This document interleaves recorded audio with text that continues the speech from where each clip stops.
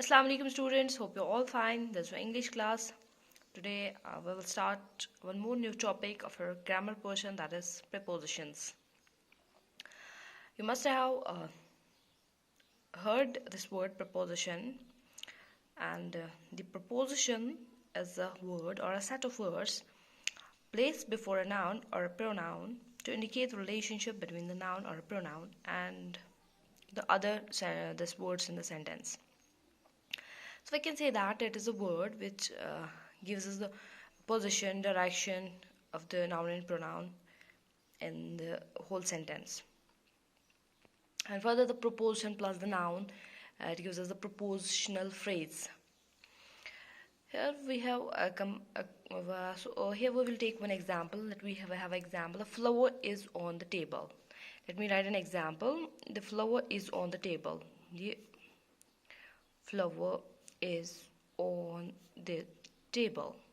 Here on is the preposition as it is placed before a noun, and it gives us relationship between the noun and it gives us relation between the noun.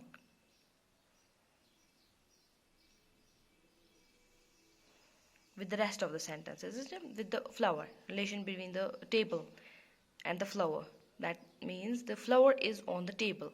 It means it is on the table.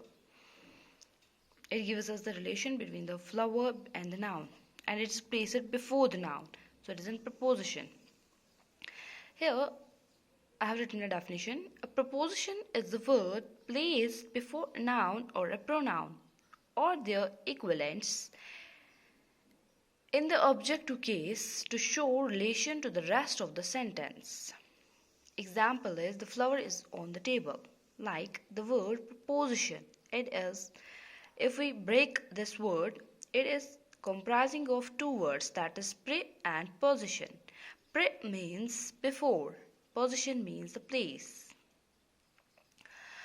So thus its most common definition is preposition means a word and a simple definition or a set of words placed before a noun or a pronoun to indicate the relationship between the noun or a pronoun and the other words in the sentence. Likewise, the he writes with a pen. Example is he writes with a pen. Here it is placed before a noun. Here a pen is a noun and with is a preposition. So it shows the relation between the word with shows the relation between the action expressed by the verb write and a pen. So Mohan is sleeping under a tree. So here under shows relation between the tree and the action expressed by the verb sleep. By the verb sleep. It is a preposition. It is a noun and it is written before the noun. Just as the pen is on the table, here it is on. It is on. It gives us a relation between the noun and the pen. He is staying in the car. Here in is the preposition. Or we can say another example, there's a cow in the field. There's a cow in the field. In the field. As in expresses. In is a word used before the noun. And it also expresses the relation between the cow and the field.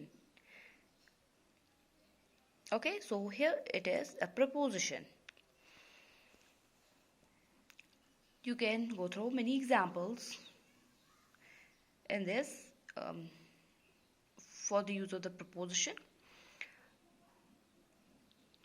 Further, prepositions are of 5 types. Preposition. Number 1 is simple preposition. Second is double preposition, compound, participle, and prepositional phrase. Simple, as the name suggests, there's the use of simple words like on, to, in, at. These are the simple prepositions. Double, as indicates that that's made up of two words. A preposition made up of two words, that will be called as double preposition. And a compound, it means it can have more than one or two, or more than two words. More than one word, it can be more than two words as well. So that will be the compound preposition.